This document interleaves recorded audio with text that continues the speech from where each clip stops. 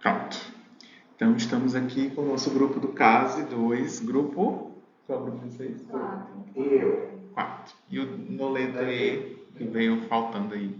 Então, como faltou energia ontem, então a gente vai deixar essa aula disponível aí por um período depois. Então, assistam logo a aula, tá? Porque depois a gente vai apagar e para a gente repor essa aula que a gente deu e iria dar ontem, tá?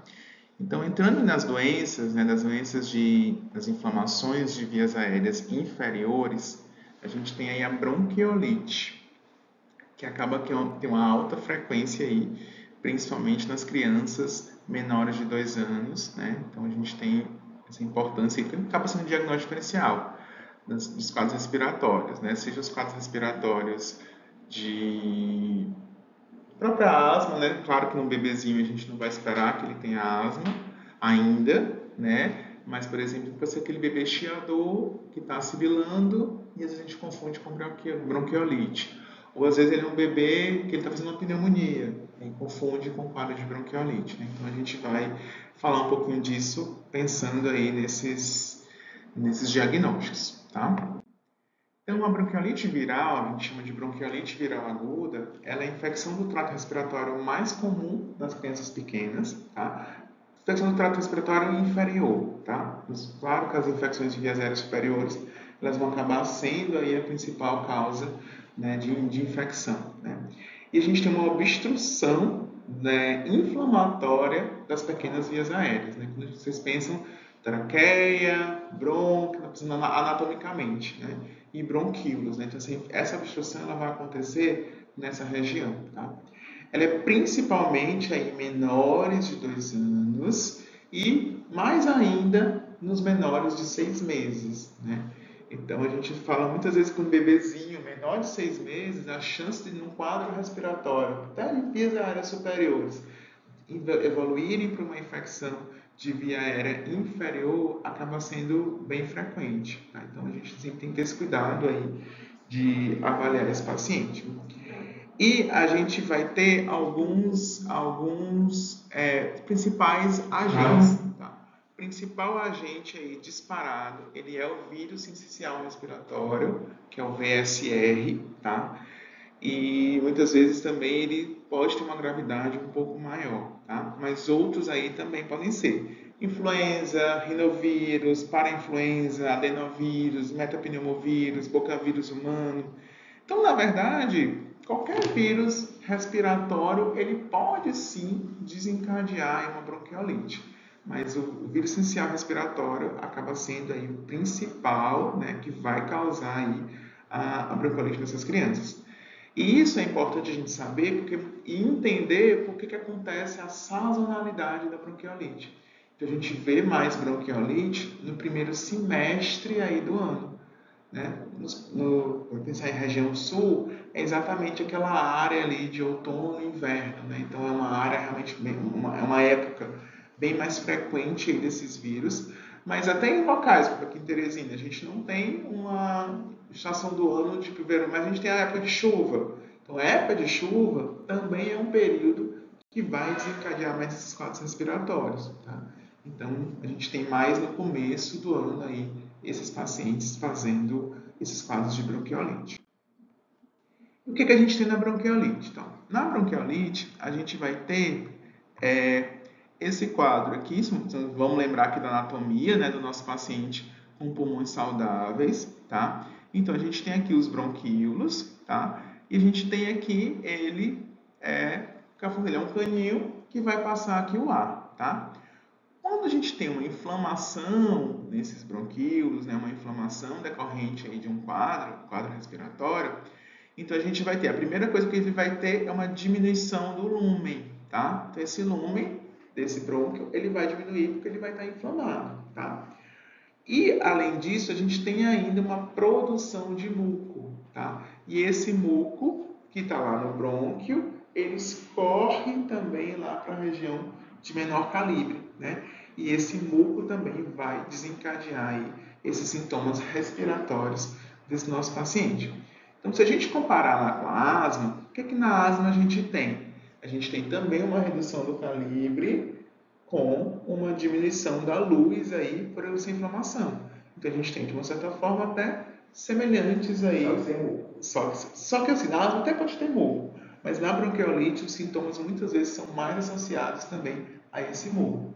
Por isso que muitas vezes as medidas que a gente faz para a asma, elas podem não funcionar no paciente que tem bronquiolite, se eu pensar unicamente nesse mecanismo aí de redução aí desse nosso calibre, tá?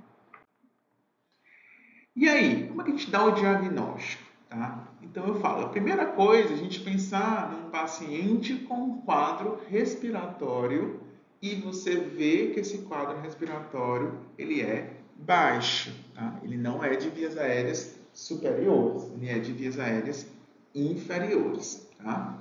A idade, eu sempre boto ela no primeiro ponto, porque você vai ter uma bronquiolite no menino de 5 anos? Não, muito provavelmente não vai ser uma bronquiolite no menino de 5 anos que chega cansado no seu consultório na urgência, tá? O mais provável é que a gente tenha isso em crianças menores. Então, chega, o quadro clássico é um bebezinho de 3, 4 meses de idade que chega lá no pronto-socorro cansado. Às vezes tem outros sintomas associados, né? A gente pode ter febre, então começou um quadro febril, às vezes de 1 a 2 dias, tem tosse, taquipneia, tiragem, crepitações, sibilâncias. Esses sintomas aqui, todos eles são muito inespecíficos, tá? Então a gente pode ter um paciente que tem uma pneumonia e pode ter todos esses sintomas, tá? Então, muitas vezes a gente vai ter que ter um cuidado maior nesse paciente para eu avaliar. Mas se eu pego lá um meninozinho de 2 meses, um quadro respiratório, então assim, a bronquiolite ela tem que entrar no seu diagnóstico diferencial, tá? E é muito importante também que a gente consiga entender e avaliar esse nosso padrão respiratório do nosso paciente, para eu dizer se ele tem um padrão aí de dispneia, de taquidispneia. Quanto mais alterações ele tiver, maior um quadro respiratório e maior uma chance, por exemplo, de insuficiência respiratória, tá? Então, se a gente pensa bem, começa com um sincronismo nos movimentos do tórax e do abdômen, depois ele começa a declinar essa respiração, então ele vai ter uma respiração mais abdominal. Você vê, igual, quando a gente enche, às vezes sobe tudo, né? Depois ele enche, mas ele aumenta mais o abdômen. Até que eu vou ter o que chama de balancing, que é um assincronismo, tá? Quando eu puxo, o abdômen escava. Quando eu solto, o abdômen sobe. Então isso também já é um sinal de piora do padrão respiratório. Lembrar das retrações, né? Então, a retração costal, subcostal, chifóide. Né? Então, quanto mais retrações eu tiver, são sinais aí para a gente pensar em desconforto respiratório cada vez mais grave, tá? A gente pode ter também batimentos de asa de nariz, aquele bebê que ele tenta puxar o ar de todo que é jeito, então você consegue ver exatamente a narina, ela abrindo, né, com uma abertura, tá? E o gemido expiratório, né? Então, às vezes você consegue, o paciente não tem gemido expiratório, e aí você às vezes só escuta quando bota o estetoscópio, né? Então, quando você bota o estetoscópio, você escuta. Às vezes o paciente está tão cansado que você, do lado dele, você escuta ele fazendo. Então, é um sinal de gravidade, tá? Então, a gente consegue pontuar isso, e claro, quanto maior a pontuação, maior aí um sinal de gravidade. Então, se você tem um bebê que tem esse quadro e está associado a desconforto respiratório, então, assim, o diagnóstico de bronquiolite, ele tem que estar aí nas suas principais hipóteses, né? Então, você tem que pensar aí em bronquiolite como sendo um diagnóstico para esse paciente. E aí, às vezes, assim, o diagnóstico ele é clínico. Tá? O diagnóstico de bronquiolite ele é clínico. Então, você pega uma criança, 3 meses de idade, com desconforto respiratório, auscultou, tem sibilo, tem estertora, tá às vezes roncando também. Aí você pensa, não, a chance de ser bronquiolite é o mais comum, tá? Às vezes você tem dúvida. Ah, será que é uma pneumonia? Né? Você não tem ainda, ficou na dúvida, até para decidir, será que eu entro com antibiótico? Não entro? Será que é viral mesmo? Então, Então, às vezes, o raio-x ele pode ser útil para a gente avaliar melhor esse paciente, tá? Mas lembre que o diagnóstico ele tem que ser clínico, tá? Mas o raio-x ele pode nos dar uma dica aí, principalmente do pensar, não tem pneumonia, não tem derrame pleural, então às vezes a gente consegue avaliar bem isso. Mas o que é que a gente consegue avaliar na bronquiolite? A gente vê sinais de hiperinsuflação pulmonar, tá? Então eu brinco assim que essa é a palavra-chave para vocês lembrarem aí do raio-x do paciente com bronquiolite. Então o que é que você vai ver? Você vai ver um pulmão mais hipertransparente, né? Um pulmão mais escuro, né? Um pulmão mais preto, tá? Você consegue ver claramente aqui no perfil, aqui embaixo, né? E esse ar ele tende a ficar mais preso embaixo, tá? Porque assim, é aquela história, o ar entra, mas a dificuldade dele é para sair, né? Por isso que muitas vezes os sibilos, os roncos, eles são muito expiratórios, tá? E outro clássico é a retificação de arcos costais, tá? Então, se você vê, olha, são tudo retinho, paralelos, né? Quando normalmente eles fazem uma curvazinha. Aqui a gente vê que eles estão bem mais retificados, tá? Então, vamos lá para o nosso paciente de 3 meses, com quadro respiratório, com dispneia, cansaço, ausculta rica, né? Estertor, sibilando. Você ficou na dúvida, pode ser uma pneumonia? Pode. Né? Se pensar os critérios de pneumonia, taquipneia, vocês vão ter essa aula ainda de pneumonia, mas se eu vejo que ele tem um raio-x que não tem condensação, raio-x não tem condensação, está hiperinsuflado, você fechou o diagnóstico aí de bronquiolite para esse paciente, tá? Mais uma vez eu falo, muitas vezes eu não vou precisar desse raio-x, tá? Eu posso clinicamente, claramente definir apenas pela essa história clínica, pelo meu exame físico, definir que o meu paciente tem um quadro de bronquiolite. E a grande questão é qual vai ser o meu paciente, aquele que eu vou internar, qual vai ser aquele que eu vou mandar para casa, tá?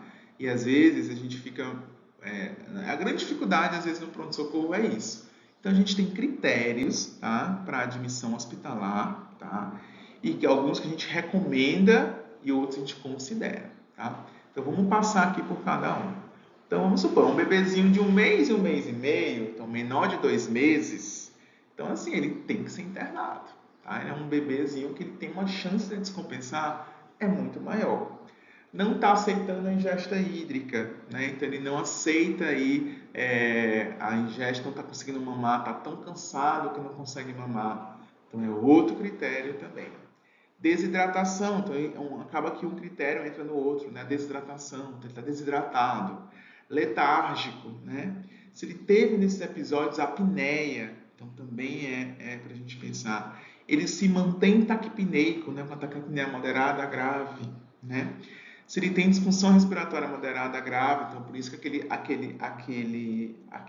a tabelinha anterior, ela vai ser importante para a gente poder definir isso. Se ele está saturando menor que 91% em ar ambiente, então a gente vai ter que às vezes fazer um aporte de oxigênio para ele, né? Ou às vezes um paciente que ele tem alguma comorbidade, né? Então um cardiopata, um paciente com hipertensão pulmonar, é um imunodeficiente, tá? Então se esse paciente já tem alguma comorbidade, ele também tem indicação de internar ele, tá? O que eu posso considerar, né? Vamos supor que ele tem uma cardiopatia que não tem repercussão clínica, né? Se é uma prematuridade, mas uma prematuridade não é tão extrema, tem uma síndrome de Down, então você vai considerar e vai avaliar os fatores, tá? Se você acha que ele tem uma evolução mais rápida, então também pode considerar para você pensar, não, talvez é melhor deixar esse paciente em observação clínica, né, para a gente observar, do que às vezes mandar para casa. E às vezes você vai pensar também no socioambiental, né? Então às vezes é um paciente que a família tem zero condição de ficar observando ele em casa, então às vezes também a gente acaba internando ele, pensando aí nessa dificuldade às vezes de transporte.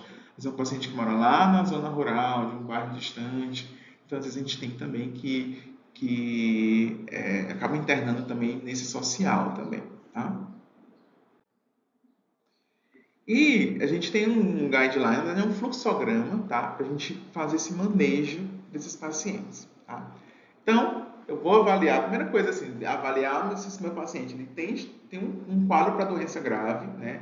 Então, até para poder definir, vou internar, não vou internar, ou ele tem um risco maior de internação, né? Aquele olhar inicial que você faz para você pensar se esse paciente ele precisa já ser avaliado ou tomar uma conduta imediata, né? Aí você vai avaliar os sintomas, né? Então, avaliar se ele tem apneia, se ele tem chiado, se ele tem tosse, se ele está conseguindo se alimentar, se ele está fazendo uma ingestão de líquidos, tá? E aí você passa para o exame físico, né? Então, você vai avaliar principalmente padrão respiratório, vai contar a frequência respiratória, vai avaliar os movimentos do tórax, né? Vai avaliar se ele está usando musculatura acessória, né? Aí você avalia na ausculta, né? Como é que está a crepitação, se ele sibila, né? Se ele está sibilando aí junto, né? E você vê o estado geral, né? Se está letárgico, se ele está hidratado, se ele está conseguindo se alimentar, né? E aí você passa para as investigações, né? Então você já passa para intervenções que você pode fazer. Então, a primeira coisa, saturação de oxigênio. Então, você vai colocar a saturação para você avaliar. Lembra que a saturação é um critério ali para você internar ou não esse paciente. Dependendo do lugar onde você esteja, você pode pedir um teste sorológico, um teste virológico, na verdade. Então, por exemplo, você saber, né, se é uma influenza, saber se é um sistema respiratório.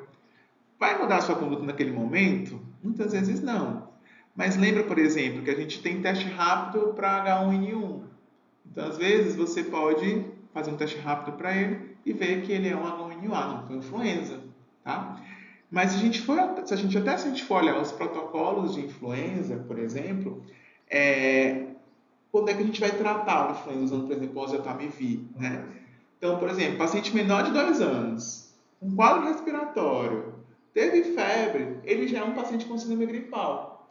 Então, por exemplo, aqui ele já entraria no protocolo da gente iniciar o oseltamivir para ele, tá? Então, muitas vezes assim, o saber qual é o vírus, ele é mais uma questão epidemiológica, tá? Para saber depois qual é a prevalência do vírus social respiratório, né? Isso acaba sendo isso. Mas na nossa conduta inicial, muitas vezes isso não vai interferir, tá?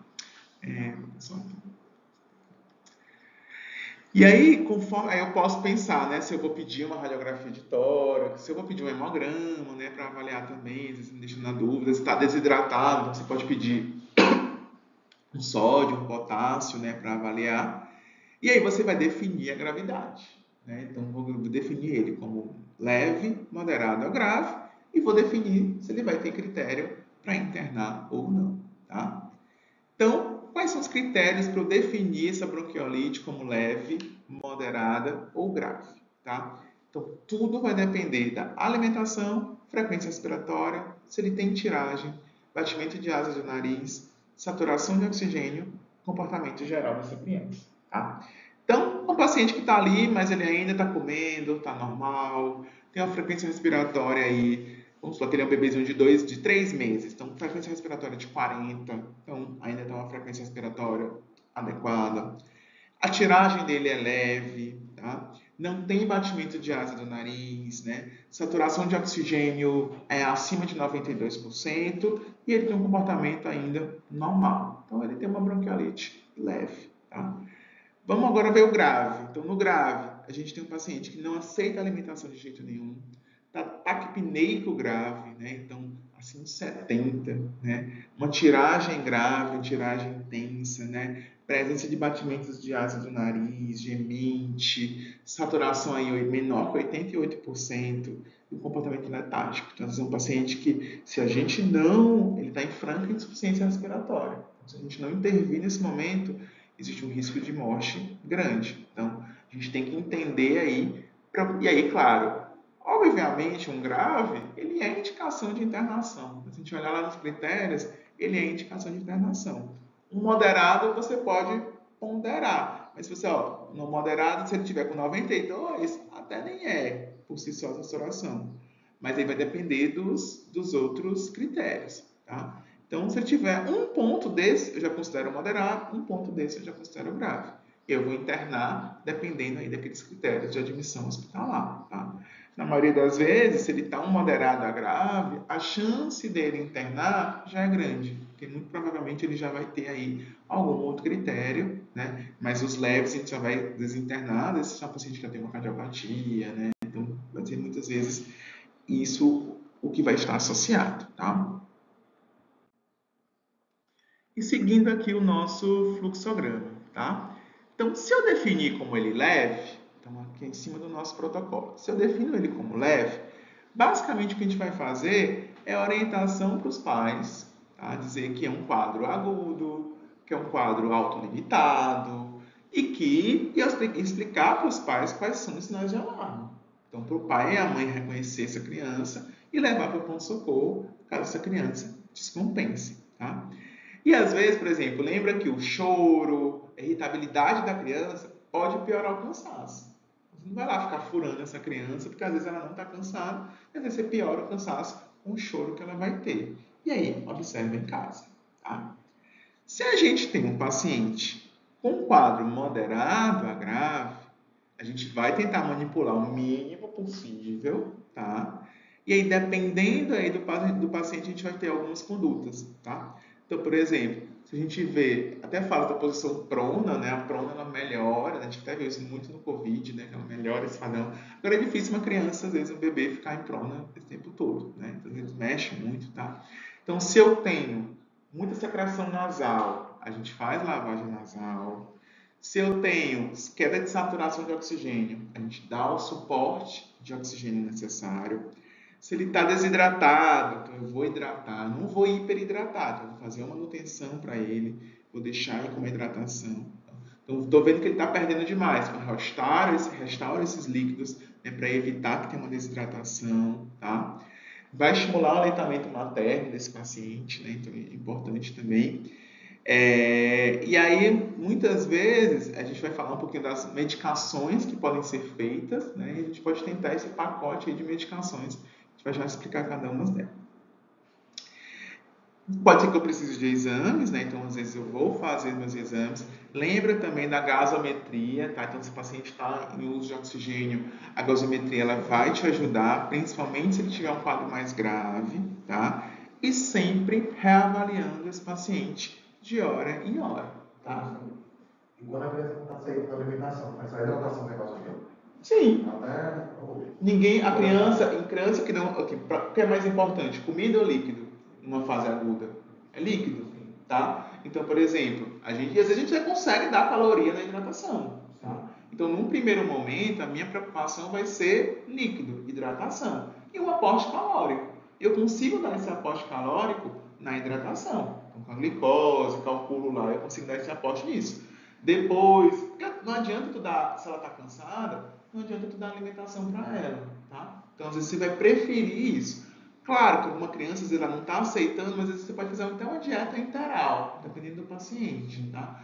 Mas, assim, às vezes, o que tu precisa, às vezes, manter uma criança hidratada, dando o suporte calórico que ela precisa, tá? E aí, se você vê a deterioração clínica, né, está piorando, né, então é um paciente que ele vai ter que ir para a UTI, tá? Tem que ter um suporte mais avançado, né? Às vezes a gente não consegue ter essa UTI, porque às vezes eu não vou conseguir, não é apenas suporte de oxigênio, eu preciso dar, não é apenas o aporte, eu preciso às vezes dar também pressão, tá? E aí às vezes uma criança menor a gente pode fazer um CPAP, né? E às vezes uma criança maior, às vezes com um CPAP ajuda bastante, né? A gente consegue dar um pouquinho de pressão e melhora bastante esse padrão respiratório, tá? Se ele começa a evoluir com apneia, piorando, aí você vai ter que pensar mesmo numa ventilação mecânica. Porque às vezes até ele vai fadigar, né? Então, às vezes, tanto o desconforto respiratório, ele tende a fadigar a respiração e às vezes ele acaba, às vezes, sedando e indo para a ventilação para garantir aí uma via aérea, né, de oxigênio, tá? E o tratamento? Então, o tratamento, a gente tem uma parte que ele é um tratamento não farmacológico, que ele não depende aí de medicações, tá? É basicamente o aporte hídrico, né? E a parte de fisioterapia, né? Então a gente já tem aí modelos de fisioterapia específicos, né, que podem ajudar na bronquiolite, né? Então às vezes a gente pode tentar aí, é fundamental às vezes essa avaliação do fisioterapeuta junto, para a gente ver aí alguma técnica aí para a gente melhorar. E vamos passar um pouquinho para o tratamento farmacológico, tá? Então, primeira coisa, oxigênio, tá? Então, o oxigênio, ele é o principal aí arma que a gente tem aí na bronquiolite. Porque assim, se o paciente tem baixa oxigenação, eu vou dar esse suporte, dar esse aporte, tá? E aí vem as grandes polêmicas, né? Os broncodilatadores, solução salina hipertônica, corticoide. Eu brinco com o aluno que for estudar pelo slide, ele vai errar na prova porque ele vai ler nem que ele vai decorar assim, qual é o tratamento farmacológico. Oxigênio, broncodilatador, solução salina hipertônica, corticosteroide. Na hora da prova ele erra. Por quê? A gente vem aqui. O que é que tem realmente evidência ou não, tá? Então essa é uma grande revisão, tá? Vista pelas todas as recomendações que a gente tem aí, e o que é que hoje tem evidência ou não no tratamento da bronquiolite. Então, a gente vai falar um por um. Então, primeiro, broncodilatador. Todo mundo faz broncodilatador para bronquiolite. Isso é muito clássico, tá? Então, é bem frequente, a gente pega aquele paciente que está internado, um quadro de bronquiolite, e está lá usando o broncodilatador. Por que a gente usa o broncodilatador? A gente lembra daquele se eu tenho uma inflamação no brônquio e esse brônquio está fechado, na hora que eu dilato esse brônquio, ele vai passar mais ar. Ao mesmo tempo, se eu tenho um catarro, o catarro vai descer mais fácil, né? Ele estava lá. Na hora que eu abrir, o que o catarro vai fazer? Ele vai descer mais ainda, tá? Então, o broncodilatador, ele não deve ser usado aí, ele é utilizado como não recomendado, tá? Não mostra efetividade em melhora de sintoma, não mostra efetividade em tempo de hospitalização, diminuir tempo de hospitalização e tempo de internação, tá? Na prática, a gente vê que algumas crianças, elas podem melhorar com o broncodilatador. Então, o que é que você pode fazer? Um teste terapêutico. Você fez ali. Vê se melhora. Não melhorou, não adianta você ficar mantendo esse broncodilatador, tá? Mas pensando em guideline, não é recomendado, tá? Então, às vezes a gente também entra com a adrenalina, né? Para fazer aquele bloqueio duplo, né? De beta, alfa, né? Então a gente às vezes usa adrenalina junto, né? A adrenalina também não está recomendada. De vez em quando a gente vê algumas prescrições, o paciente está mais grave, além do salbutamol, ele também prescreveu uma adrenalina. Também é sem evidência de melhora, seja paciente hospitalizado, né? A gente não tem como usar adrenalina em casa, né? Mas hospitalizado não houve diferença, tá? Corticoide, a gente vê também todas as prescrições lá, hidrocortisona, metilprednisolona, tá? Então tem ensaio muito grande, randomizado, multicêntricos, também sem evidência aí de melhora, tá? Então não está recomendado o uso de corticoide na criança com bronquiolite, tá? Salina hipertônica, né? Que você faz ali o NaCl a 3%, não é o soro fisiológico a 0,9, né? É um soro fisiológico aí um pouco mais hipertônico, né? A 3%. Então ele pode considerar, tá? Porque alguns estudos mostraram que a solução salina a 3%, ela pode melhorar os pacientes, principalmente aqueles internados há mais de 3 dias, tá? E o consenso italiano de 2014, ele também recomenda, tá? Muitas vezes para fazer, desmobiliza mais a secreção, né? Então melhora esse muco, né? Então os pacientes estão mais tempos internados, então tende a ser utilizado, tá? Então você, pensando em evidência, você está autorizado a utilizar a salina hipertônica 3%. Oxigênio, considerar, a gente é importantíssimo, mas principalmente eu tenho que avaliar a saturação do meu paciente, tá? O que é que os consensos falam? Então, na verdade, ele coloca assim, se eu tiver uma saturação acima de 90 com o meu paciente sem acidose, então você pediu lá a gasometria desse paciente, ele não está fazendo acidose respiratória ou acidose metabólica. Você pode deixar, às vezes, sem oxigênio, tá? Mas se você vê que ele tem a saturação 90, 92, às vezes e ele tiver um esforço respiratório, limite menor de 3 meses, também está indicado, tá? Claro que menor de 90 vai estar indicado para todo mundo, tá? Então, você pode pensar aí no oxigênio. Outra coisa que você pode considerar também, cânula nasal com alto fluxo, tá? Então, às vezes, você aumentar o fluxo de oxigênio melhora esse padrão mais do que em si a oferta de oxigênio. O fluxo de oxigênio, às vezes, ele é mais importante aí do que o aporte, tá? Mas apenas o consenso do Reino Unido coloca, precisaria de mais estudos. Na prática, a gente já tem feito bastante, tá? Somente em alguns centros que a gente tem cânula de alto fluxo, a gente consegue fazer e a gente às vezes vê uma melhora boa, tá? Oximetria, né? Muitas vezes, né, fica aquela dúvida se ela, porque às vezes você fica muito, deixa mais uma ansiedade, né? E às vezes também pode deixar uma internação prolongada, né? Porque às vezes o que acontece? Você fica muito ali, eu quero um nível alto. Às vezes o paciente já está com 90, não tem mais acidose, está melhorando. Aí você fica, nossa, ele estava tão grave. Tá 90 agora. Vou manter o oxigênio. Aí você não dá uma alta para ele logo, tá? Então, às vezes, a oximetria você pode considerar, mas tem que ter muito cuidado, porque às vezes você acaba ficando muito ligado à oximetria e esquecendo, às vezes, de ver o padrão clínico do seu paciente, tá? Aí aqui vem a fisioterapia respiratória, né, que a gente falou que todo mundo faz. Pelos consensos, ele não recomenda como evidência de melhora, tá? Fisioterapeutas que não me escutem, mas isso é o que está lá no consenso, nas recomendações, tá? Na prática, a gente faz, né, tentar mobilizar a secreção, mas imagina só, às vezes, lembra que uma das coisas que a gente quer é que o nosso paciente, o mínimo de intervenção possível. Então, às vezes, na hora que eu estou lá, eu estou irritando mais ele. E às vezes eu posso piorar esse cansaço desse meu paciente, tá? Vocês vão reconsiderar as recomendações, tá? Isso, exatamente, o guideline é esse, tá?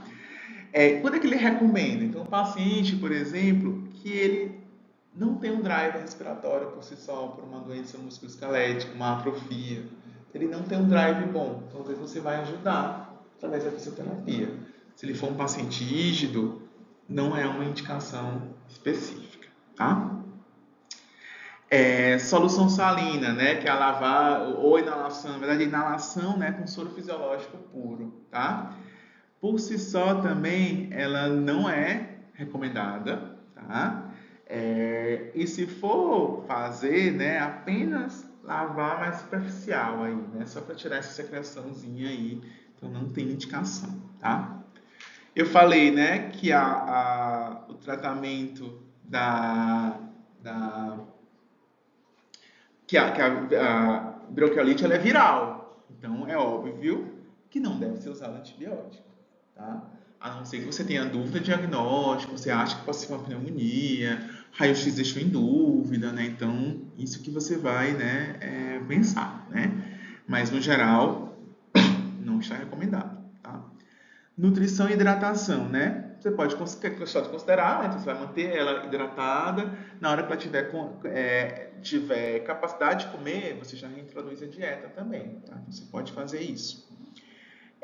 Névoa, né? Que seria fazer inalação só com soro, né? Também não está indicado, né? Aí vem os antivirais, né? Antivirais, no geral, também eles não estão indicados. Porém, se eu suspeito que possa ser uma influenza, eu posso utilizar o oseltamivir, tá? O protocolo de oseltamivir, ele libera para a gente fazer nas crianças que tenham síndromes gripais. Então, a bronquiolite não deixa de ser uma síndrome gripal. Então, síndrome gripal de menor de 2 anos está autorizado pelo protocolo do Ministério da Saúde a gente fazer o oseltamivir. Então, com exceção do oseltamivir, os outros antivirais não têm indicação, tá? O palivizumab, ele tem uma função preventiva, tá? Ele não tem função na fase aguda, tá? Então, a gente utiliza injetável, tá? A gente utiliza principalmente para os pacientes que são prematuros, tá? Prematuros extremos, na verdade, eles têm indicação de receber um esquema mensal por 5 meses do palivizumab, tá? A solução salina é não recomendada e a hipertônica também não é recomendada. Não, a hipertônica é considerada, tá? Alguns colocam, né, o consenso italiano coloca, né? Então ela pode ser utilizada. No caso, a Tá? hidratação é feita através deles. Não, a hidratação, a solução salina que a gente está fazendo foi feito em nebulização, tá? Não é no soro, não. Não você mata o paciente, tá? E quais são nossos critérios de alta, tá? Então, o paciente, ele tiver, você monitora, depois de que tirou o oxigênio, o ideal é que você espere pelo menos 6 a 12 horas, esperando pelo menos também um período de sono, né? Para você ver como é que ele se comportou no sono, tá? E sempre planejar com os pais, tá? Porque eles vai ter que saber, você tem como voltar se a criança piorar? Você tem como ficar atento a essa criança, tá? Porque é isso que vai definir, tá? Então você vai avaliar a frequência respiratória, ela tem que estar adequada para a idade, sem nenhum sinal de desconforto respiratório, tá? Ele tem que estar saturando pelo menos 93, acima de 93, né? 94 para cima, em ar ambiente. Tem que ter uma ingesta adequada, estar conseguindo se alimentar, né? Conseguindo beber. Os cuidadores capacitados, né? Para fazer uma lavagem nasal, né? Porque a obstrução aqui pode piorar, né? Cuidadores capazes de entender as orientações que vocês deram, né? E, principalmente, evolução e motivos para retorno, sinais de alerta, né? E o ideal é a gente tivesse uma reavaliação dessa criança aí em 48 horas, 32 horas, para que a gente possa garantir que essa criança realmente está bem, tá? Sim, precisa ter todos esses critérios. Tá? Então tem que ter todos esses critérios aí para que a gente possa dar alta para esse nosso paciente. Porque é para garantir que ele vai conseguir ter um acompanhamento em casa. Tá? Essa revisão médica precisa ser feita com frequência ou A gente não consegue fazer, né? Porque, por exemplo, às vezes o ideal é que cada pessoa tivesse seu pediatra, né? Tivesse seu pediatra de rotina, que a gente conseguisse, por exemplo, botar para reavaliar, né? Então, por exemplo, foi internado. Ah, não, daqui 3 dias você vai no seu pediatra vai avaliar você e fica tranquilo, né? Se tivesse um ambulatório também pós-alta, né? Às vezes tem alguns centros que tem um ambulatório pós-alta. Toda criança que tem alta, em 3 dias, 4 dias, ele é reavaliado e também seria uma ótima opção, tá? E aqui é a profilaxia, né, com o pabelizumab, tá? Hoje a gente faz, né? O pabelizumab, como eu falei, a gente não utiliza na fase aguda, mas a gente utiliza aí para fazendo profilaxia, né? Para a gente evitar que esse nosso paciente tenha uma infecção aí pelo vírus sincicial respiratório. Então, eu protejo contra o sincicial respiratório. Eu não protejo contra os outros vírus, tá? Então, aqui estão os critérios, depois vocês podem ler com calma, tá? Mas, no geral, a gente utiliza em prematuros extremos, tá? Menor que 29 semanas, ou outros prematuros, dependendo se eles já tiverem outras doenças, né? Por exemplo, uma hipertensão pulmonar, um quadro pulmonar, uma cardiopatia congênita, né? Então, às vezes, eles podem ser avaliados, tá? Então, se é uma coisa que você pode fazer aí para as crianças como prevenção. Não está no slide, mas isso é desse ano, é novíssimo, está chegando em Teresina, inclusive, essa semana, tá? Essa semana hoje são 18 de setembro de 2024. O uso da vacina de prevenção do vírus sincicial respiratório. É uma vacina aplicada nas gestantes até 36 semanas e que protege o bebê por 6 meses, tá? Então, ela custa em média aí R$ 2.100. Então, é uma vacina que ela não está aí, não é no SUS, infelizmente, que é onde devia estar, né? Mas assim, para quem tiver condição, é mais uma oportunidade que a gente tem aí como prevenção aí. E aí a gente está oferecendo para as gestantes, né? A partir de até 36 semanas, com proteção até 6 meses. A prevalência dessa bronquiolite, qual tipo de criança? Tipo, classe baixa, alta? Pode acontecer em qualquer faixa etária. Assim, a gente sabe que onde é que os vírus vão estar mais frequentes? Quando tem cuidados, muita gente, né? Cuidados de higiene não tão adequados. Então, de uma certa forma, tem isso. Só que a gente tem outros fatores. Por exemplo, a gente fala muito da bronquiolite do irmãozinho, né? Então, acontece, a criança ela tem o segundo filho, né? O segundo filho, normalmente ele tem bronquiolite mais fácil do que o primeiro. Porque o segundo filho tem uma criança que está na escola e que vem para a escola para o ambiente da família que tem um bebê de 2 meses. Então, esse bebê ele pode ter um quadro de bronquiolite. tá? Mas se a gente pensa nas infecções respiratórias, sim, elas são mais frequentes em classes mais baixas, pensando nisso, tá? Mas pode acontecer em qualquer família, inclusive. Acho que teve um famoso aí que teve bronquiolite, acho que... Pronto, o filho da Gabriela Pugliese. Lembro na época, foi com 1 mês de vida, ele teve bronquiolite, ficou todo mundo, as mães todas assustadas. Eu falei, não, gente, bronquiolite tem todo ano, tem que pegar todo mundo. E as mães assustadas só agora, porque o filho da Gabriela Pugliese teve bronquiolite. Mas ele teve com 1 mês de vida. O filho da Dona Maria da Lamar Também tem, né? Mas o da Pugliese ele teve com 1 mês. Com 1 mês de vida, ele internou no Einstein com bronquiolite. E a data de tratamento habitual? Data de mortalidade habitual? Normalmente, assim, se você faz esses cuidados e tudo mais, lembra que mata, porque vai lá insuficiência respiratória. Mas normalmente a gente consegue, sim, com esses cuidados iniciais, né, fazer, né, é um quadro, ele tende a ser autolimitado, tá bom? Então, gente, a frequência vocês vão colocar aí nos comentários aí desse vídeo, tá? Vai ser no YouTube, né? Eu acho que estamos no YouTube. E esse vídeo ele não vai ficar até o dia da prova, eu vou deixar ele por 24 horas, tá? Então, eu vou colocar hoje, na hora que eu colocar eu aviso a líder, tá? E ele vai ficar por 24 horas, então vocês têm 24 horas para assistir essa aula, colocar a frequência, assinar, tá? Faz um comentário no vídeo com o nome de vocês, e depois de 24 horas eu vou retirar a aula, tá? Então, conta como uma aula para vocês aí assistirem, tá bom? Dúvidas do grupo aqui do caso? Tá? E quem tiver dúvida pode também mandar escrever aí que a gente responde também, tá? Professor, só um negócio bem aqui. Sim. Bem aqui, tá lá. A gente precisa assistir de novo, né? Nos critérios de... Então, só bota lá no... Ela precisa, que ela perdeu metade da aula. Nos critérios de admissão hospitalar. Sim. Aqui, nesses a ser recomendado, tem que ter todos ou basta 1, 2? Como é? Então, se ele tiver um, Ele já é um motivo. Tu não precisa ter todos, tá? Então, por exemplo, se ele tá bem, mas ele tem... Ó, vamos olhar para o filho da Pugliese. Por que ele internou? Porque ele tinha 1 mês de vida, entendeu? Então, eu não sei detalhes na época, entendeu? Mas assim, ele ter 1 mês e ter uma bronquiolite, mesmo que leve, ele teria uma indicação de internação, entendeu? E, professor, mas só A ser recomendada, na verdade. Eu acho que se tiver algum desses, acaba puxando o outro. Sim. Um puxa o outro, né? Então, porque, por exemplo, se ele não está conseguindo comer ou beber, ele vai desidratar, né? Se ele está taquipneico, a chance de ele fazer uma disfunção respiratória moderada grave é maior. Então, realmente, um puxa o outro, tá? Então, você pode... Ok? Combinado, gente? Então...